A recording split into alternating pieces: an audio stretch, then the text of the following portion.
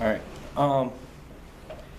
So I end up voting negative in this debate, and I think that the 2AR speech is good, but more of it should be in the 1AR. And so like your extension about dehumanization being the worst and how you're able to solve it via Ottawa Treaty and stuff like that, you should try and, if you write that up ahead of time before the round, then you'll be able to read that in the 1AR, and then the 2AR could extend that in order to then explain why you would outweigh utilitarian concerns, because it seems like the way your affirmative is structured, that's going to be an argument that will be in all of your affirmative debates that dehumanization is the worst thing, landmines re-perpetuate forms of dehumanization, and that'll outweigh things like, you know, nuclear war, violence, stuff like that. And the same deal with your Orientalism stuff. I think that that's another thing that, if clearly in the 1AR, I think the 2AR is doing a good explanation of it, and I think that you just need to be utilizing those same sort of terms in the 1AR, and I think that a lot of it seems like it's going to be a repeat scenario, like you're going to be going for Orientalism a lot, and so something that you could do is just write the bullets down of what you're going to say in the 1AR ahead of time, that it'll explain your affirmative and the impacts,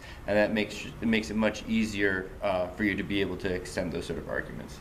At the same time, the 2AR should point to things that the 1AR said, because it's not like you didn't say things. You said a bunch of things. You just then said different things, right? But if you point to things that your partner says and you extend it, be like, extend my partner's argument where he explains how China is not really going to be a threat. And then you start saying, this is part of the same orientalizing tendencies that we've been criticizing since the 1AC that perpetuates, and then you go on to your speech, then it doesn't sound like a new argument anymore, because you've pointed out something that your partner has said, and then you've just sort of changed the words slightly to bring it to how you want to impact it. But when one person is, China isn't a threat, and the other person is, this is an orientalizing form of discourse that changes how we interact in the round, that looks entirely different. And so if the 2AR makes it look similar, then you could get away with making new arguments in the 2AR as long as you make it seem like it's not new by extending those sort of arguments. And so I think that on the negative side, you have to be careful because they make a bunch of arguments to each one of your positions, and you answer maybe like 30% of them on each one of them. So like on topicality, you answer arguments about how extra topicality doesn't matter, you know, extra topicality is still abusive, but you aren't really answering like the reasonability argument, or their Giroux evidence or Delgado evidence that indicates that fairness is going to be bad and we shouldn't try and limit down the debates. And you got to be careful about that because, for instance, those two pieces of evidence say that you should lose a round for having run a procedural argument at all. When they drop those sort of that evidence, the 1AR could be like, they've entirely conceded that their attempt to frame us out of this round is a form of neoliberal violence. That's the Giroux evidence, and then explain it. Same thing with China. Even if you win that China might be a threat in the real world, they read a piece of evidence that says in academic spaces we shouldn't be demonizing these countries, which is the Orientalism that you're talking about in the 2AR. And so if you clearly extend that piece of evidence in the 1AR, then that could be another, you know, easy way to win. And so I think that you're doing a good job on the negative at explaining each one of your positions, and you're doing a good job at answering the arguments that you're choosing to answer. But on each flow, there are more than the answers than you're just choosing to answer. And so it's like you really have to answer their number one, their number two, their number three, and work your way down. You just sort of do a splattering of answers. And if they win any one of those answers, you can't win that position in its entirety. All right. So I guess the decision proper. I end up voting on landmines are good because they protect lives more than they injure lives. And the reason why I vote on that is because I don't have any response at any point of the debate that the evidence that the people who are actually there want the landmines there because it stops people from crossing the borders, which would lead to fighting. And so to respond to that, you just need to go back to your 1AC evidence that explains how innocent people are being blown up by landmines, and then explain why landmines are really bad via dehumanization. Like you explain why dehumanization is bad in the 2AR, but not necessarily like why landmines are this horrific thing, right? So you two are spotting that we all agree that landmines are horrific and blow up legs and make people, you know, make people like seriously hurt people's lives and are like legacies of continual violence. But they're challenging that point when they're saying landmines is actually preventing worse forms of structural violence from taking place, because when wars happen, more structural inequality will be propped up.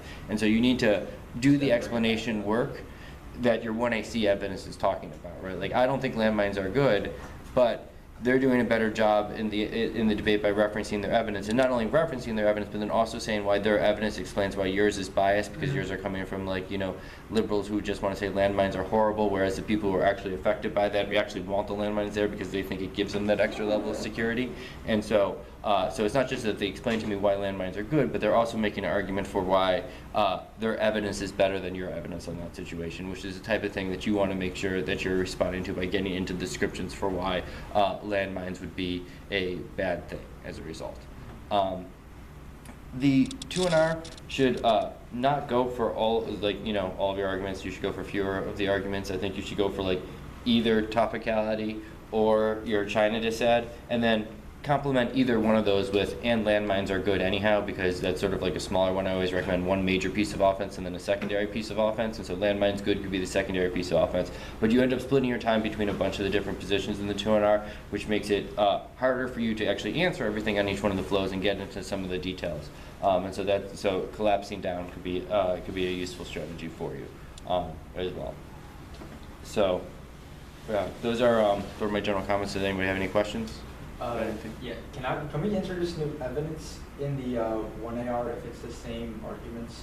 Yes. Okay, because they were talking about North Korea, we had like a bunch like evidence, but I didn't know because like Yeah, there's a whole bunch of stuff I have. I didn't know if I could mention it within it because I thought it'd be new evidence and count against You this. could read new evidence in response to something new that the negative block had said. Okay. I don't think in this instance anything that the negative block said required you to do anything more than what you use the 1AC and the 2AC evidence. I think that you already had the evidence in the debate. It was just a matter of actually, you know, now doing the debating, referring back to the 1AC evidence where it indicates that these landmines are not necessary, where North Korea isn't really trying to get us, but this is part of those orientalizing tendencies that you're talking about in the 2AC and the 1AC, right? So I think it's like just reading evidence in the 1AR a lot of times isn't the best use of time, because normally you already have things in the debate to make the arguments that you want. Now, if, you know, they made a claim about how North Korea is going to destroy the environment, that's a new argument, and then, okay, now you might need an extra piece of evidence to respond to that. But if it's not something entirely new, then you can normally